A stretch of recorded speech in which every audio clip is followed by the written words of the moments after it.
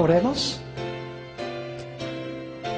Nuestro amante Padre Celestial, una vez más, nuestros corazones rebosan de gratitud por el don precioso de tu santa palabra. Pedimos, Señor, que al abrir esa palabra con reverencia, tu Espíritu Santo se acerque a nosotros y nos enseñe, pues queremos aprender cuál es tu voluntad para nosotros. Nos encomendamos pues en tus manos, agradeciéndote por tu compañía, porque te lo pedimos en el nombre de Jesús. Amén. Quiero saludar a cada uno de los que están reunidos aquí hoy para este tema, al igual que a todas las personas que están viendo este programa vía satélite por televisión. Estamos muy contentos que han sintonizado el programa que vamos a estudiar el día de hoy. Nuestro tema de hoy se titula Dos errores monumentales y mortíferos. Vamos a hablar de dos errores que han cautivado casi a todo el mundo. Hay muy pocos que no han aceptado estos errores. Es más, estos dos errores son gemelos. Es decir, si la gente cree uno de los errores, automáticamente va a creer también el otro. Están interconectados, en otras palabras. No puede una persona creer uno de los errores sin creer al mismo tiempo el otro error, porque los dos están estrechamente relacionados uno con el otro. Ahora vamos a llevar en nuestro tema de hoy un orden muy lógico. Así que espero que no se distraigan, ya sea que estén aquí o que estén viendo vía satélite por televisión. Manténganse bien concentrados para que puedan seguir el orden lógico que vamos a estudiar en nuestro tema de hoy. El primer punto que quiero recalcar y subrayar es que si no hay ley, no puede haber pecado. Porque hoy en día muchas personas están diciendo que la ley fue clavada en la cruz, que los cristianos no tienen que guardar la ley, que no estamos bajo la ley sino bajo la gracia, y que por lo tanto la ley no tiene mucha importancia para el cristiano. Lo importante es el Espíritu Santo y la gracia. Pero quiero mostrarles al comenzar nuestro tema que si no hay ley, no puede haber pecado. Vamos a leer algunos versículos en el Nuevo Testamento y luego vamos a ir a Génesis. Estamos empezando ahora fuera de Génesis, pero más adelante vamos a ir al primer libro de la Biblia. Note lo que dice Romanos, el capítulo 3 y el versículo 20. Nuestro primer punto es que si no hay ley, no puede haber pecado. Romanos 3 y el versículo 20. Dice, ya que por las obras de la ley, ningún ser humano será justificado delante de él. Porque por medio de la ley es ¿qué cosa? El conocimiento del pecado. Es decir, conocemos el pecado ¿por la qué? Por la ley. Ahora vamos a notar también Romanos el capítulo 4 y el versículo 15. Romanos el capítulo 4 y el versículo 15. La misma idea, que si no tenemos ley, no puede haber conciencia de pecado. Dice en Romanos 4 y el versículo 15, pues la ley produce ira. Y algunos dicen, como la ley produce ira, la ley es mala. Porque solo una cosa mala puede producir ira. Pero necesitamos entender que la ley es santa, justa y buena, según dice el apóstol San Pablo en Romanos 7 y el versículo 12. Nosotros somos los malos. La ley produce ira porque nosotros somos pecadores. Porque la ley es buena y nosotros somos malos. Sigue diciendo, pues la ley produce ira. Ahora escuchen bien. Pero donde no hay ley, tampoco hay, ¿qué cosa? Tampoco hay transgresión. Es decir, si no hay ley, usted no puede desobedecer una ley que no existe. Usted no puede transgredir la ley si no hay ley. Notemos un texto más, uno o dos más, Romanos 7 y el versículo 7. Romanos el capítulo 7 y el versículo 7. Aquí el apóstol Pablo nos dice esto. ¿Qué diremos pues? ¿La ley es pecado? ¿Qué me dirían ustedes? ¿La ley es pecado? No, en ninguna manera. Pero yo no conocí el pecado sino por la ley, porque tampoco conociera la codicia si la ley no dijera, no codiciarás. Es decir, yo no sabría que la codicia es mala, al menos que haya un mandamiento que diga, no codiciarás. Es decir, hay un mandamiento que dice, no codicies, así que cuando yo codicio, yo sé que eso está mal, porque la ley lo dice. Donde no hay ley, no puede haber ¿qué? No puede haber pecado. Porque el pecado, la ley nos muestra el pecado. Ahora, noten nuestro último texto en esta primera parte de nuestro tema, Primera de San Juan, el capítulo 3 y el versículo 4. Primera de San Juan, el capítulo 3 y el versículo 4. Es un texto que hemos leído antes, pero ahora vamos a leerlo en este nuevo contexto. Dice allí, todo aquel que comete pecado, infringe o transgrede o desobedece, infringe también la ley, pues el pecado es ¿qué cosa? El pecado es infracción de la ley. Yo pregunto, ¿puedo yo saber que mi cara está sucia si no me miro en un espejo? Claro que no. La ley es el espejo. Y cuando yo me miro en el espejo, yo veo mi ¿qué? Mi pecado. Para usar otra ilustración, si yo voy a donde un médico, un oncólogo, y él me hace exámenes y determina que tengo cáncer, que Dios no lo quiera, pero determina que yo tengo cáncer, el médico me está mostrando que yo tengo cáncer. La ley es como ese médico. La ley me muestra que yo tengo cáncer y que necesito un remedio. Es decir, si no hubiese ley, no habría pecado, porque el pecado es transgresión de la ley. Ahora vamos a nuestro segundo punto. Si no hay ley y por lo tanto no hay pecado, entonces si no hay pecado, tampoco puede haber muerte. Note lo que dice en Romanos 5 y el versículo 12. Romanos el capítulo 5 y el versículo 12. El apóstol Pablo nos dice algo muy importante aquí en este versículo. Dice, por tanto, como el pecado entró en el mundo por un hombre, y por el pecado, ¿qué cosa? La muerte. Así la muerte pasó a todos los hombres por cuanto todos pecaron. ¿Qué es lo que produce el pecado? El pecado produce muerte. Noten también, ya que estamos en Romanos, Romanos 6 y el versículo 23. Romanos 6 y el versículo 23. Aquí dice el apóstol Pablo claramente, porque la paga del pecado es muerte, mas la dádiva de Dios es vida eterna en Cristo Jesús, Señor nuestro. ¿Cuál es la paga del pecado? La paga del pecado es muerte. Es decir, cuando yo desobedezco la ley, eso es pecado. Y cuando yo peco, ¿qué va a suceder? Muero, según la Escritura. Ahora noten también un texto más para este segundo punto, Santiago, el capítulo 1 y el versículo 15. Santiago, el capítulo 1 y el versículo 15. Nos dice aquí el hermano de nuestro Señor lo siguiente. Entonces la concupiscencia, después que ha concebido, da a luz el pecado. Y el pecado, siendo consumado, da a luz, ¿qué cosa? La muerte.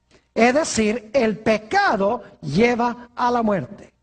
Por lo tanto, si no hay ley, no puede haber pecado. Y si no hay pecado, no puede haber ¿qué? No puede haber muerte. Pero ahora vamos a nuestro tercer punto en el orden lógico que llevamos. Si no hay ley y por lo tanto no hay pecado, y si no hay pecado y por lo tanto no hay muerte, eso tendría que significar que yo soy ¿qué cosa? Inmortal. ¿Me están entendiendo el punto? Si no hay ley y no hay pecado, y no hay pecado y no hay tal cosa como la muerte, entonces yo tendría que ser ¿qué cosa? Yo tendría que ser inmortal. Quiero que quede claro este punto, que es crucial. Si no hay ley, no hay pecado. Si no hay pecado, no hay muerte. Si no hay muerte, entonces yo soy inmortal. Ahora vamos a nuestro cuarto punto. ¿Quién, según la Biblia, es el único que es inmortal? Vamos a Primera de Timoteo, el capítulo 6 y el versículo 16. Primera de Timoteo, el capítulo 6 y el versículo 16. Aquí el apóstol Pablo nos va a decir quién es el único que tiene inmortalidad. Dice allí, y vamos a leer empezando el versículo 14 para el contexto, versículo 14 primero, que guardes el mandamiento sin mácula ni reprensión, hasta la aparición de nuestro Señor Jesucristo, la cual a su tiempo mostrará el bienaventurado y solo soberano, Rey de reyes y Señor de señores, el único que tiene inmortalidad, que habita en luz inaccesible, a quien ninguno de los hombres ha visto ni puede ver, al cual sea la honra y el imperio sempiterno. Amén. ¿Quién es el único que tiene inmortalidad? El único que tiene inmortalidad es Dios. Vamos también a Primera de Timoteo, el capítulo 1 y el versículo 17. Primera de Timoteo, el capítulo 1 y el versículo 17. Dice, por tanto, al Rey de los siglos, ahora escuchen bien, inmortal, invisible, al único y sabio Dios, sea honor y gloria por los siglos de los siglos. Amén. Fíjense que dice, por tanto, al Rey de los siglos, inmortal. ¿Quién es el único que posee inmortalidad? Solamente Dios posee inmortalidad. Nosotros no tenemos inmortalidad. Es más, la Biblia dice que nosotros tenemos que buscar la inmortalidad. Si hay que buscarla, no la tenemos. Noten Romanos, el capítulo 2 y el versículo 7, para que quede claro este punto. Romanos, el capítulo 2 y el versículo 7. Dice aquí el apóstol San Pablo, vida eterna a los que perseverando en el bien hacer, ahora escuchen, buscan gloria y honra e inmortalidad. Yo pregunto, ¿nosotros tenemos que buscar inmortalidad? Claro que sí. La Biblia dice que debemos buscarla. Si debemos buscarla, entonces no la tenemos como nuestra propiedad. ¿Está claro ese punto? Ahora repasemos lo que hemos estudiado hasta ahora. Punto número 1. Si no hay ley, no hay ¿qué? No hay pecado. Punto número 2. Si no hay pecado, no hay muerte. Punto número 3. Si no hay muerte, yo tendría que ser inmortal. Punto número 4. Solamente Dios es ¿qué? Inmortal. Ahora, hemos llegado a un punto muy crucial en nuestro estudio. Le voy a hacer en un momento una pregunta y tienen que tener una mente bien perspicaz para captar el punto que quiero recalcar. Si no hay ley, no hay pecado. Si no hay pecado, no hay muerte. Si no hay muerte, yo tengo que ser inmortal. Pero solo Dios es inmortal. Lo cual significa que entonces si Dios es el único que tiene inmortalidad y yo soy inmortal porque no hay ley y no hay pecado, yo tengo que ser ¿qué? Yo tengo que ser, lo captaron, yo tengo que ser Dios. ¿Me están entendiendo? Repito de nuevo, si no hay ley no hay pecado, si no hay pecado no hay muerte, si no hay muerte yo soy inmortal, pero como solo Dios es inmortal, yo tendría para ser inmortal que ser ¿qué? Tendría que ser Dios. Ahora, ¿cuáles son los dos grandes errores que cree casi todo el mundo? En primer lugar, la idea de que la ley ya no existe para el cristiano o no se aplica al cristiano. El segundo error es la idea de que el hombre por naturaleza es ¿qué? Inmortal. Es decir, que el hombre tiene inmortalidad propia, que cuando el hombre muere hay algo que tiene por dentro que sale del cuerpo y sigue viviendo porque es inmortal. Los dos errores son un ataque contra la ley de Dios, diciendo que el cristiano no necesita la ley, y el otro error es la idea de que el hombre es por naturaleza, ¿qué cosa? Inmortal. Casi todo el mundo cristiano cree en alguna forma o en otra estos dos errores. Ahora yo pregunto, ¿a dónde se originaron estas dos ideas de que no existe la ley para el cristiano, porque estamos bajo la gracia, que la ley fue clavada en la cruz, y la idea de que el hombre es inmortal? ¿A dónde se originó esa idea? Pues yo quiero decirles que se originó en el libro de Génesis.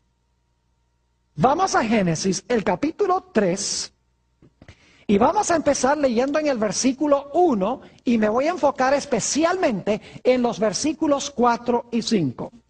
Génesis 3, 1. Pero la serpiente era astuta más que todos los animales del campo que Jehová Dios había hecho, la cual dijo a la mujer: ¿con que Dios os ha dicho no comáis de todo árbol del huerto? Y la mujer respondió a la serpiente: del fruto de los árboles del huerto podemos comer, pero del fruto del árbol que está en medio del huerto, dijo Dios, no comeréis de él, ni le tocaréis para que no muráis. Es decir, Dios dijo que no comiéramos de ese árbol, porque si comemos de ese árbol, vamos a ¿qué? A morir. Si iban a morir, significa que el hombre no tenía, ¿qué cosa? Inmortalidad inherente y propia, porque inmortalidad significa que no se puede ¿qué?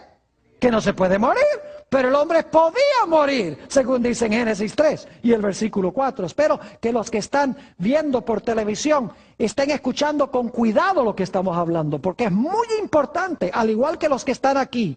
Noten el versículo 4.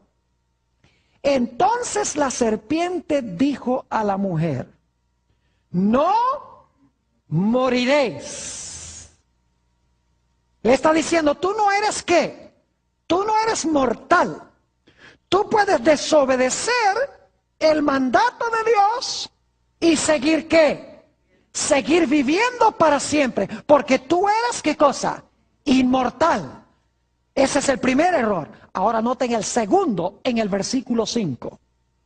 Sino que sabe Dios que el día que comáis de él, es decir, no vas a morir, no eres mortal, no eres mortal, sino inmortal, sino que sabe Dios que el día que comáis de él, serán abiertos vuestros ojos, y ahora escuchen bien, y seréis como Dios, sabiendo el bien y el mal.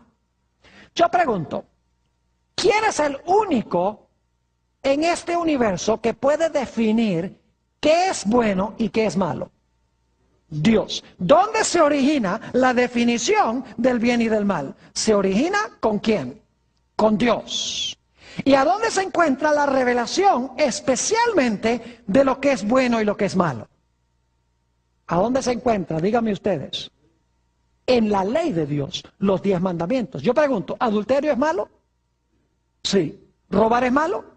Sí. ¿Matar es malo? Sí. ¿Adorar a otros dioses es malo? ¿Idolatría está mal? ¿Codiciar está mal? Claro que sí. Es decir, la definición de lo bueno y lo malo está en la ley de Dios. ¿Y quién dio esa ley? Bueno, si es la ley de Dios, ¿la dio quién? Dios. Dios define lo que es bueno y lo que es ¿qué? Y lo que es malo, en su santa ley. Pero ¿qué es lo que le está diciendo Satanás a Eva? Le está diciendo, mira, tú no tienes que depender de Dios para que Él te diga qué es bueno y qué es malo. Porque si tú eres inmortal, porque tú no vas a morir, si tú eres inmortal, entonces tú eres ¿qué? Tú eres Dios. Y si tú eres Dios, tú no necesitas que Dios te diga qué es bueno y qué es malo, sino tú misma, siendo Dios, vas a saber qué es bueno y qué es malo. Tú serás tu propia fuente de ética. Tú serás tu propia fuente de saber lo que es bueno y lo que es malo. Y no tienes que depender de que Dios te diga que esta ley es buena y que eso es malo. Si tú eres Dios y tú eres inmortal, tú vas a saber lo que es bueno y malo sin que Dios te lo defina en su santa ley. Es decir, tenemos aquí en Génesis los primeros dos errores de la historia que se han proliferado en el mundo hoy. Y es la idea de que no necesitamos la ley para definirnos el bien y el mal. Y que el hombre por naturaleza es ¿qué cosa? El hombre por naturaleza es inmortal. Y si no creen que el mundo cree eso, hay toda clase de apariciones de tales llamados ángeles a la gente. Dicen que son difuntos, que vuelven a hablar con los vivos. Los ángeles no son seres humanos, los ángeles existieron antes que existiera un ser humano, mis queridos amigos. Dicen Job 38:7 que cuando Dios hizo este mundo, las estrellas del cielo cantaron, y las estrellas representan ángeles, ya estaban aquí. Es decir, los ángeles no son espíritus desencarnados que vuelven a hablar con los vivos. ¿Y qué diríamos de las apariciones de la Virgen María, tales llamadas? ¿Y qué diríamos de aquellas personas que tratan de comunicarse con los muertos a través de un individuo, de un medium? O de un canalizador, como les dicen hoy en día. ¿Qué diríamos de todas las películas que está produciendo Hollywood? Con lo sobrenatural, con la idea de que los muertos no están muertos. ¿Qué diríamos en los púlpitos de las iglesias cristianas, a donde se está diciendo que cuando tú te mueres, te vas directo al cielo? Si fuiste bueno o si fuiste malo, se va tu alma al infierno. Mi pregunta es, si cuando yo me muero, me voy al cielo, entonces ¿a qué viene a buscarme Jesús cuando venga? Si ya me fui. ¿Me están entendiendo lo que estoy diciendo? El mundo cristiano ha asimilado estos dos errores. Un ataque contra la ley y un ataque contra Dios como nuestra única fuente de vida. Ahora volvamos otra vez a Génesis, el capítulo 2, 16 y 17. Génesis 2 y el versículo 16 y 17. Hemos leído esto muchas veces, pero hay que leerlo cada vez más, porque es básico para todo lo que enseña la Escritura. Dice en el versículo 15, tomó pues Jehová Dios al hombre y le puso en el huerto de Edén para que lo labrara y lo guardase. Versículo 16, y mandó Jehová Dios al hombre diciendo, de todo árbol del huerto comerás, mas del árbol de la ciencia del bien y del mal no comerás, porque el día que de él comieres, ciertamente ¿qué? Ciertamente morirás. Yo pregunto, ¿quién fue el que definió lo que es bueno y lo que es malo en el huerto del Edén? Fue Dios. Y según hemos estudiado, en ese solo mandato se encontraban todos los ¿qué? Todos los 10 mandamientos. Ya hemos estudiado eso, no voy a volver otra vez a ese punto. Todos los 10 mandamientos estaban ahí. Dios le dice a Adán y Eva, mire, yo les doy esta ley a ustedes. Ustedes obedecen la ley, van a vivir. Pero si ustedes desobedecen mi ley, eso va a ser ¿qué cosa? Eso se llama pecado. Si ustedes transgreden mi ley, desobedecen mi ley, eso es lo que se llama ¿qué? Pecado. Nota lo que dice Romanos 5 y el versículo 12. Yo pregunto, ¿Adán pecó cuando quebrantó la ley de Dios? Claro que sí. Dice en Romanos, el capítulo 5 y el versículo 12, Romanos 5 y el versículo 12, por tanto, como el pecado entró en el mundo por un hombre, Y por el pecado, la muerte, así la muerte pasó a todos los hombres, por cuanto todos pecaron. Yo pregunto, ¿Adán pecó? Dice aquí, por tanto, como el pecado entró en el mundo por un hombre. Yo pregunto algo, ¿qué es el pecado según hemos estudiado? El pecado es transgresión de la ley. ¿Cómo puede haber Adán desobedecido la ley si no había ley? ¿Me están entendiendo lo que estoy diciendo? La ley existía. En ese mandamiento se encontraba toda la ley de Dios. Y Dios le dice a Adán, mira, si tú quebrantas mi ley, eso va a ser pecado. Y si tú pecas, ¿qué va a venir? Oh, si tú pecas, va a venir como consecuencia, ¿qué cosa? La muerte. Dios le dijo a Adán después que pecó, polvo eres y al polvo serás ¿qué? Polvo eres y al polvo serás tornado. ¿Están viendo los puntos? La ley. Si quebrantas mi ley, ¿eso es qué? Pecado. Si cometes pecado, va a venir ¿qué cosa? Muerte. Estamos llevando el mismo orden que, el mismo orden lógico con que empezamos este tema. Ahora, ¿qué sucedió cuando Adán y Eva comieron del árbol de la ciencia del bien y del mal? Dios los lanzó fuera del huerto. Note lo que dice Génesis, el capítulo 3 y el versículo 23. Génesis 3 y el versículo 23. Dios los lanza fuera. Dice allí en el versículo 23, y sacó Jehová del huerto del Edén para que labrase la tierra de que fue tomado. ¿Qué pasó cuando Adán transgredió la ley de Dios y se hizo reo de muerte porque pecó? ¿Qué fue lo que hizo Dios? Lo sacó del huerto por haber desobedecido ¿qué cosa? La santa ley de Dios. Ahora yo pregunto, ¿por qué lo sacó del huerto? Noten Génesis 3 y el versículo 22.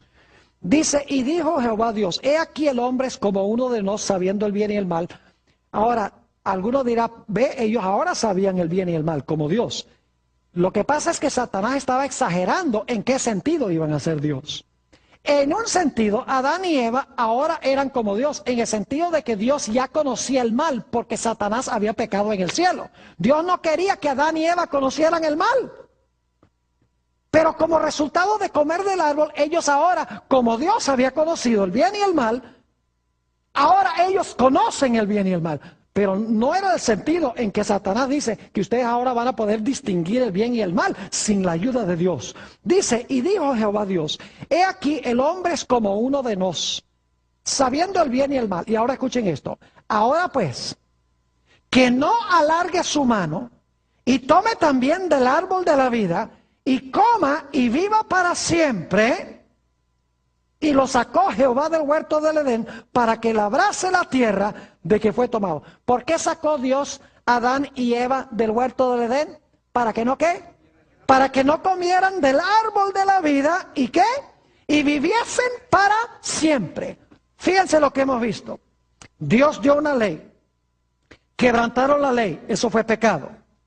Al cometer pecado, Dios dice, ¿ustedes van a qué? A morir. Dios los saca ¿de dónde? Del huerto del Edén, para que no puedan ¿qué? Comer del árbol de la vida y vivir para siempre. Ahora escuchen bien, si ya el hombre tenía inmortalidad, ¿de qué le hubiera valido a Dios echarlo del huerto? Si ya era inmortal, de nada le valía a Dios que lo echara del huerto, porque aunque lo echara, ya el hombre iba a seguir viviendo igual. El hecho de que Dios lo echó del huerto para que no comiera y viviera para siempre, demuestra que el hombre en sí mismo no iba a vivir para siempre. Ahora quiero que noten que cuando Dios lo echa del huerto, Dios coloca ángeles en la entrada del huerto. Noten Génesis, el capítulo 3 y el versículo 24. Génesis, el capítulo 3 y el versículo 24. Dice aquí, echó pues fuera al hombre y puso al oriente del huerto del Edén, ¿qué cosa? Querubines, son ángeles, y una espada encendida que se revolvía por todos lados para guardar el camino del árbol de la vida. ¿Qué colocó Dios a la entrada del huerto para que no pudieran volver a entrar y comer y vivir para siempre? Colocó ángeles a la entrada. Y quiero que noten lo que vino como resultado. Dos cosas. Y solamente voy a mencionar estos versículos. En Génesis 3:17 dice que entró a la tierra la maldición. Dice, por cuanto obedeciste la voz de tu mujer y comiste del árbol de que te mandé, diciendo que no comieses, maldita será la tierra por causa de ti. Es decir, entró a la tierra, ¿qué cosa? La maldición. Y saben que en Génesis 3 y 4 se usa esa palabra maldición 3 veces. Se usa también para describir a Caín cuando mató a su hermano. Dice, maldito serás. Es decir, ahora como consecuencia del pecado entra la maldición. Y también, según Génesis 3:19, entra la muerte. Ahora repasemos todo este proceso. Dios tenía una ley. En ese mandamiento se encontraban todos los 10. Cuando Adán y Eva quebrantaron esa ley, pecaron. Cuando pecaron, Dios les dijo, van a morir. Dios los echó del huerto. A la entrada puso ángeles para que no pudieran comer del árbol de la vida. Y como resultado vino la maldición y también vino ¿qué cosa? Vino la muerte. Ahora yo quiero que ustedes vayan conmigo al libro de Apocalipsis para ver cómo Dios va a deshacer lo que sucedió al comienzo. Noten lo que dice Apocalipsis, el capítulo 22 y el versículo 14. Apocalipsis, el capítulo 22 y el versículo 14. Y este versículo reza de una forma distinta dependiendo de la versión que ustedes estén leyendo. Yo estoy leyendo particularmente de la versión de 1960. Si leen la de 1977, la de 1909, Reina Valera, van a encontrar que la traducción es distinta. Yo creo que la traducción del 60 no es la más correcta y van a ver por qué razón. Dice en el versículo 14, bienaventurados los que lavan sus ropas. ¿Alguien tiene una Biblia que dice diferente que eso? Varios tienen una Biblia que dice bienaventurados los que ¿qué? Los que guardan sus mandamientos. Ahora escuchen bien, los que guardan sus mandamientos, para tener derecho, ¿qué cosa? Al árbol de la vida, y para entrar por las puertas en la ¿qué? En la ciudad. ¿Saben por qué yo creo que la traducción correcta es bienaventurados los que guardan los mandamientos? Porque esto deshace lo que pasó en Génesis. En Génesis, Adán y Eva, ¿qué hicieron? Quebrantaron los mandamientos. Como resultado, ¿qué pasó? Pecaron. Cuando pecaron, ¿qué hizo Dios? Los echó ¿de dónde? Del huerto. Para que no pudieran, ¿qué? Comer del árbol de la vida. Aquí en Apocalipsis es lo opuesto. Dice que Dios va a tener un pueblo que guarda, ¿qué cosa? Los mandamientos. Y por lo tanto, Dios los va a dejar, en vez de sacarlos, va a dejar que ¿qué? Que entren por las puertas para comer ¿de dónde? Para comer del árbol de la vida. ¿Y saben ustedes quién va a estar en las puertas para ver quién va a entrar y quién no va a entrar? Noten Apocalipsis 21 y el versículo 12. Apocalipsis 21 y el versículo 12 habla de las puertas de la ciudad. 21 y el versículo 12. Dice allí, hablando de la santa ciudad, tenía un muro grande y alto, con 12 puertas. Y en las puertas, 12 ¿qué? 12 ángeles y nombres inscritos que son los de las 12 tribus de los hijos de Israel. ¿Quiénes están en las puertas? En las puertas están los ángeles chequeando ID, chequeando identificación, para ver si usted tiene derecho de entrar.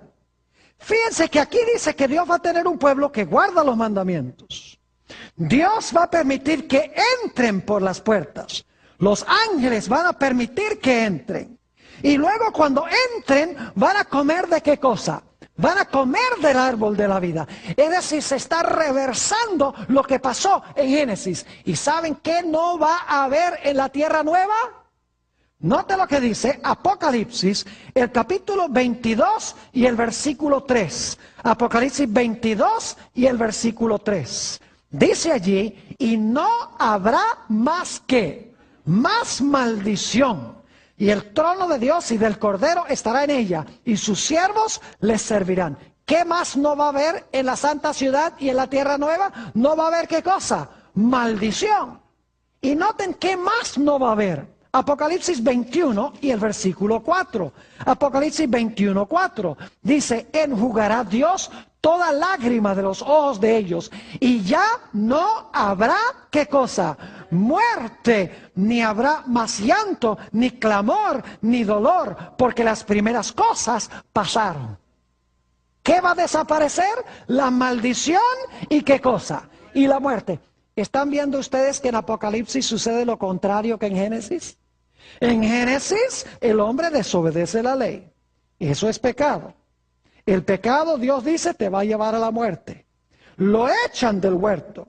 Pone ángeles en las puertas para que no coma del árbol, y como resultado viene la maldición y la muerte. En Apocalipsis, Dios tiene un pueblo que guarda los mandamientos. Es decir, vence el pecado. Llegan a las puertas, los ángeles los dejan entrar por las puertas para comer del árbol de la vida, y vivirán en un mundo donde no hay más maldición ni tampoco hay muerte. Por esa razón yo creo que la mejor traducción es bienaventurados los que guardan sus mandamientos, porque Adán y Eva quebrantaron la ley de Dios. Dios tendrá al final de la historia un pueblo que guarda su santa ley. Note lo que dice Apocalipsis 22 y el versículo 15. 22 y el versículo 15. Aquí hay otra razón por la cual la mejor traducción es bienaventurados los que guardan sus mandamientos. El contexto lo indica en el versículo 15. Dice allí, después de decir que Dios va a entrar, que dejar entrar los que guarden sus mandamientos, dice en el versículo 15, mas los perros estarán fuera. Ahora se hace un contraste con los que están afuera. Y los hechiceros, los fornicarios, los homicidas, los idólatras y todo aquel que ama y hace mentira. Yo pregunto, ¿son estas violaciones de los 10 mandamientos? Claro que sí. ¿Qué mandamiento viola los fornicarios? No cometerás adulterio, ¿verdad? Porque es un pecado sexual. Los homicidas, ¿cuál mandamiento? No matarás. Los idólatras, ¿cuál mandamiento? No te harás imagen, ni tendrás dioses ajenos delante de mí. El que ama y hace mentira, ¿qué? ¿No hablarás qué? Falso testimonio. Es decir, los que están afuera son caracterizados por el hecho de que hacen ¿qué? Quebrantan los mandamientos de Dios. Mientras que los que están adentro, ¿qué hacen? Guardan los mandamientos de Dios. Se hace el contraste entre el versículo 14 y 15. Noten también Apocalipsis 21 y el versículo 8. Apocalipsis 21 y el versículo 8 habla otra vez de los que están afuera. Y fíjense lo que dice el versículo 7 primero para que capten el contexto. Versículo 7 primero.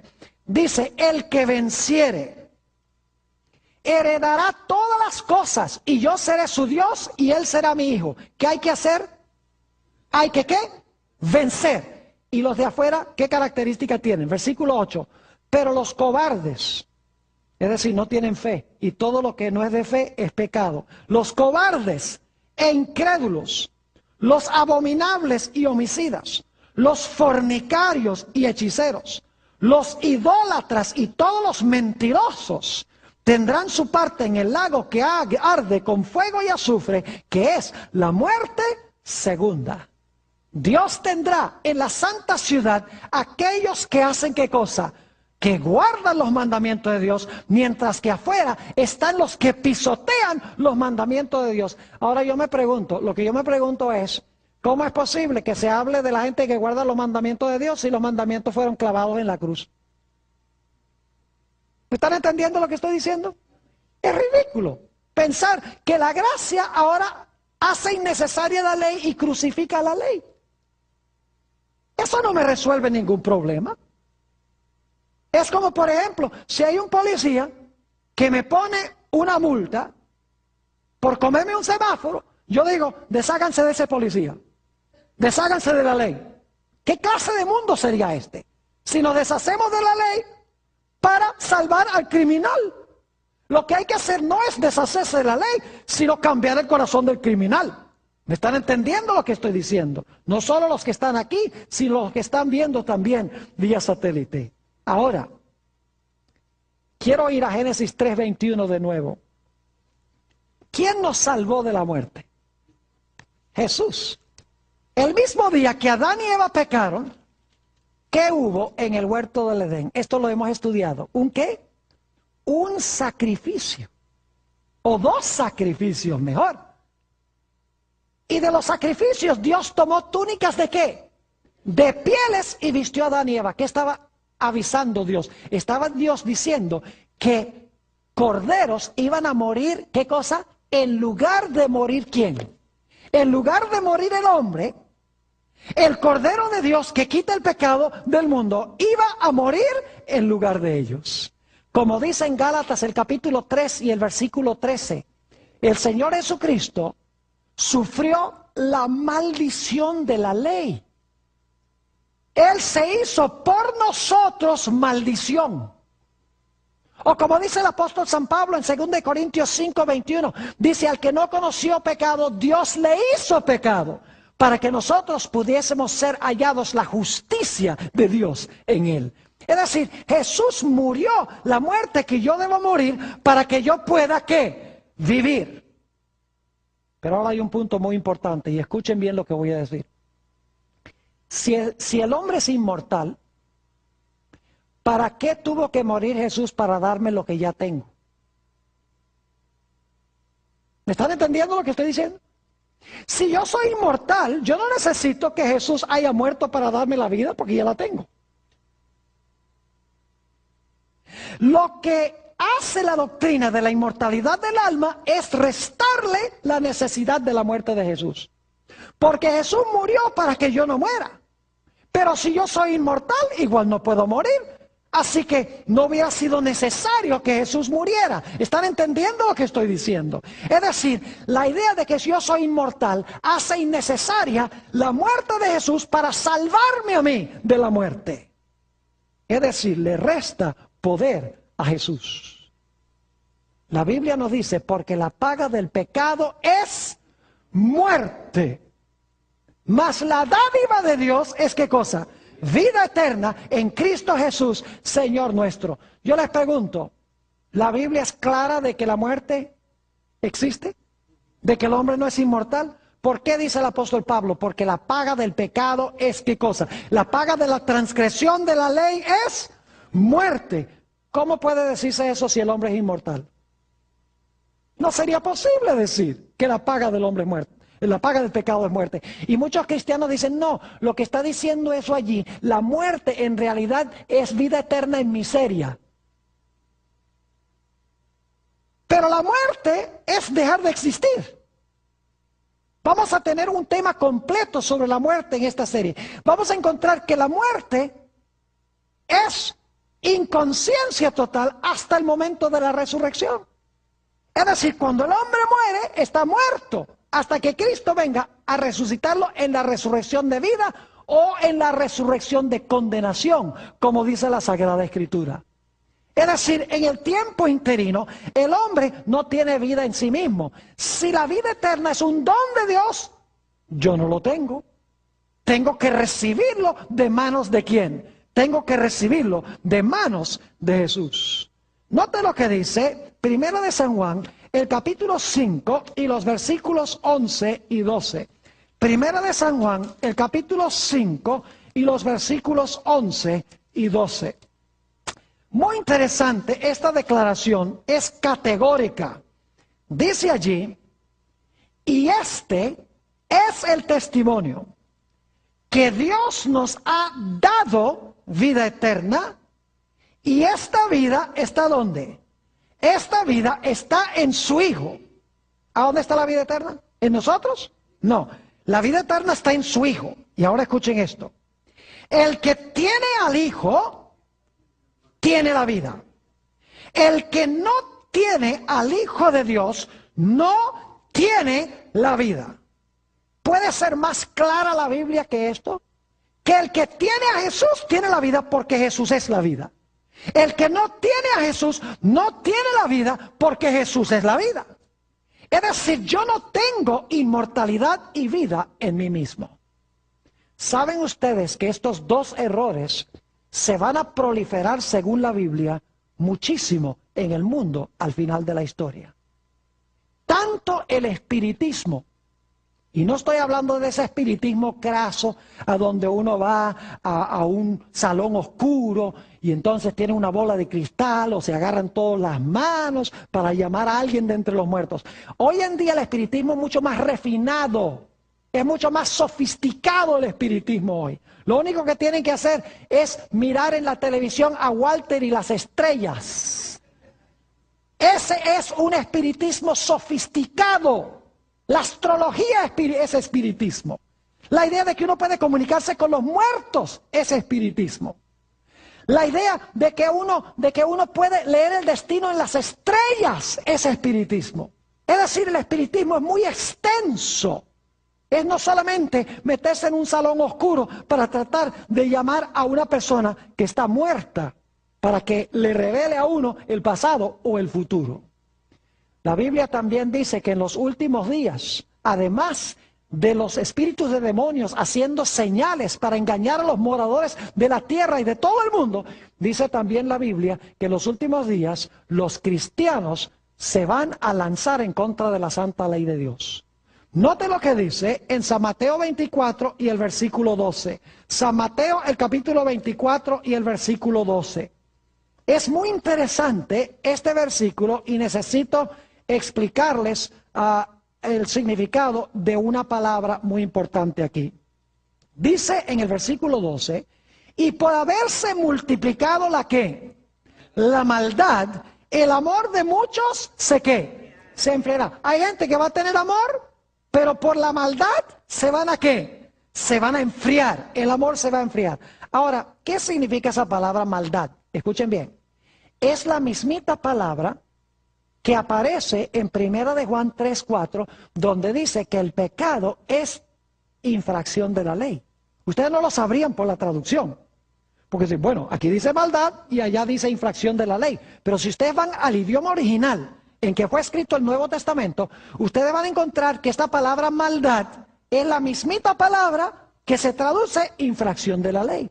Es decir, aquí se podría traducir esto: y por haberse multiplicado la transgresión de la ley, el amor de muchos el amor de muchos se enfriará.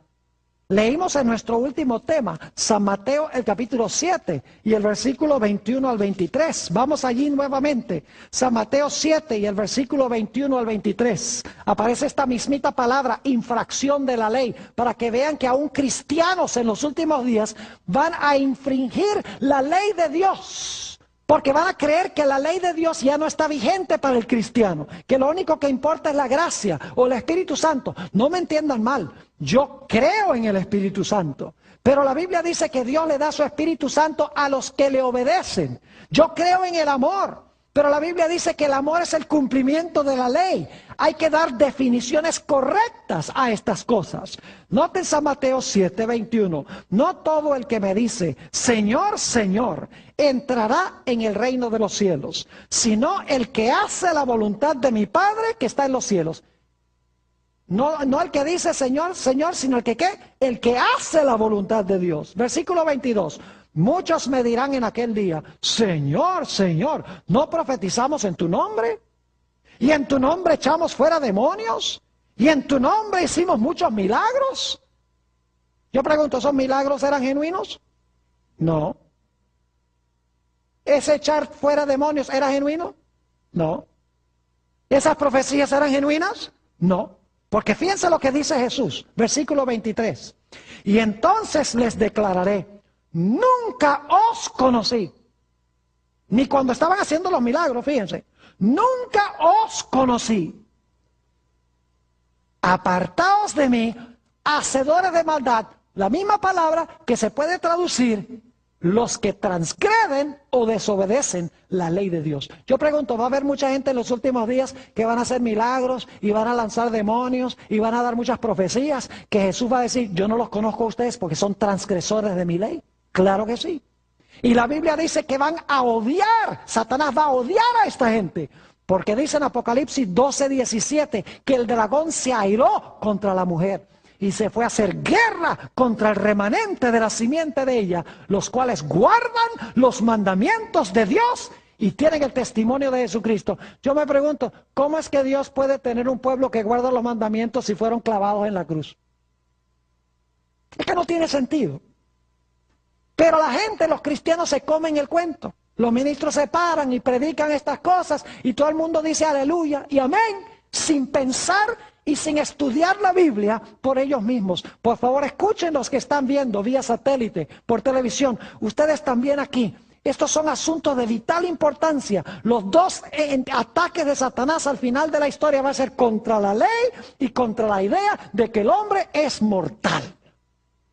Ahora yo quisiera tratar un último punto antes de terminar. Algunos dicen, pero pastor, la Biblia dice que somos salvos por la gracia a través de la fe. ¿No creemos eso? Claro que sí. Nota lo que dice Efesios, el capítulo 2 y el versículo 8 y 9. Efesios, el capítulo 2 y los versículos 8 y 9. No quiero que alguien me entienda mal y diga, el pastor Born no cree en la gracia. El pastor Born cree que la gente se salva guardando la ley. No, no, no, no. La gente se salva por la gracia de Jesús y por amor a Jesús guarda la ley. Si no guarda la ley es porque no ha recibido la gracia de Jesús. Porque Pablo dice que somos justificados por la fe sin las obras de la ley. Mientras que Santiago dice, ¿no viste que Abraham y Rahab fueron justificados por obras? Y algunos dicen, hay contradicción en la Biblia, porque Pablo dice justificados por la fe sin obras, y Santiago dice que fue justificado Abraham por obras.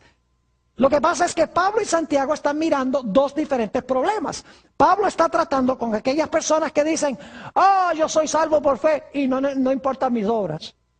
Mientras que Santiago está tratando con aquellas personas que dicen, yo soy salvo por fe, y tratan mal a la gente y dicen que de todas maneras son salvos.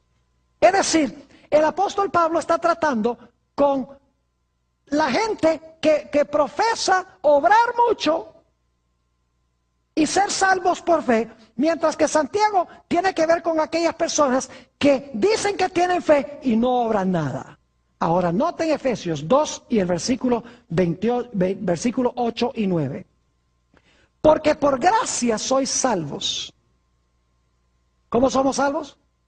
Por gracia. Por medio de la fe. Y esto no de vosotros, pues es don de Dios. No por obras para que nadie se gloríe. ¿Cómo somos salvos? Por gracia a través de la ¿qué? A través de la fe. Y alguno dice, ve, ahí está clarito, pastor, que las obras no importan, porque el apóstol Pablo dice que somos salvos por gracia a través de la fe.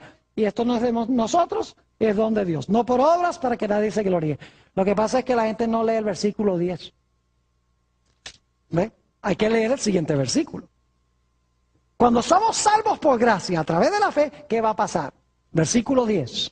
Porque somos hechura suya, creados en Cristo Jesús, es decir, hemos nacido de nuevo cuando somos salvos por gracia, creados en Cristo Jesús, ¿para qué? Para buenas obras, las cuales Dios preparó de antemano para que anduviésemos en ellas. ¿Espera Dios que produzcamos buenas obras? Sí, cuando hemos sido creados en Cristo Jesús, como nuevas criaturas, vamos a andar en las obras que Dios creó para que andásemos en ellas. Permítame darles una ilustración para que podamos entender. Cuando ustedes arrancan su carro por la mañana, ¿cuáles ruedas se mueven primero, las de adelante o las de atrás?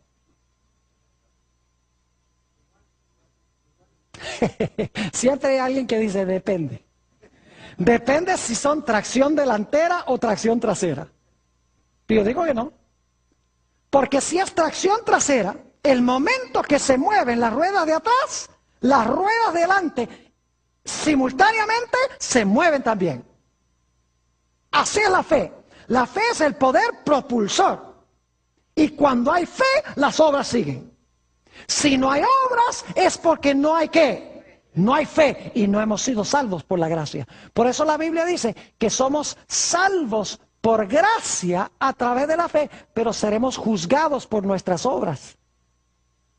Por eso el apóstol Pablo dice que somos salvos por la gracia a través de la fe, mientras que Santiago dice, pero aquellos que tienen fe, obran.